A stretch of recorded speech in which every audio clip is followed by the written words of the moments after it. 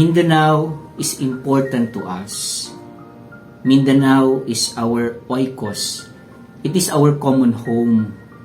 It is the key for the biodiversity area in the Philippines. It is the home of our indigenous people, the Lumads.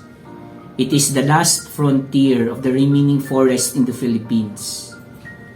However, there is now mining that is a threat to this biodiversity, a threat to our common home. There's a brewing now of disintegration of cultures and people, especially with the indigenous people. The backlash of losing the remaining forest cover of Mindanao in the face of climate change.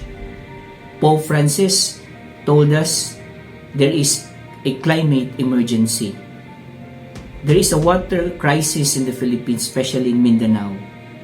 And there is a continuing suffering of people, especially with the peasants, the women, and the children in Mindanao. If this mining will continue, our hope will be lost.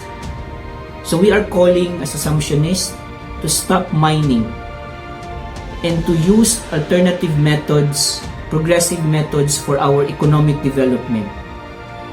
Economic recovery, stimuli to cope with pandemic cannot be an excuse for mining. We cannot afford to compromise the environment, especially now that there is pandemic, brought about precisely by the exploitation of nature and biodiversity. With our students, with our youth, with Assumptionists, we watch closely, especially now that there is an upcoming elections, and we need to protect the environment and elect leaders that will surely uphold the integrity of creation, the integrity of our ecology. Mining should be stopped in the Philippines. And let us promote a kind of economic practices that will promote the interest of our workers, our peasants, and our indigenous people, especially our environment.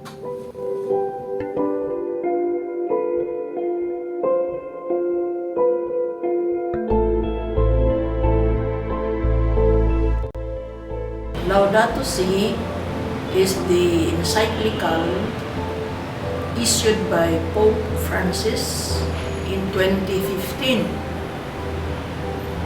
This is entitled Care for Our Common Home.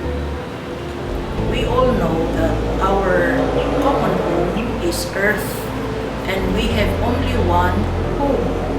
So we are supposed to take care of the Earth. We all know also that the Earth at present is very much devastated, destroyed, because also of our presence on this earth, the human beings. And we are told to be responsible, to take care of the earth, because we were the ones destroying the earth. We all know that as human beings, we have to practice the right and just relationship with other creatures on this earth, because we are not the only inhabitants of this earth. We are not the only occupants of this earth. But as it is happening, as if the human beings are the only ones occupying the earth, and we are destroying it without looking at the benefits of all other creatures. So, taking care of the earth includes the land, the soil, the water, the rivers, the plants, the birds, all of this, because we as human beings are not supposed to be superior to the other creatures.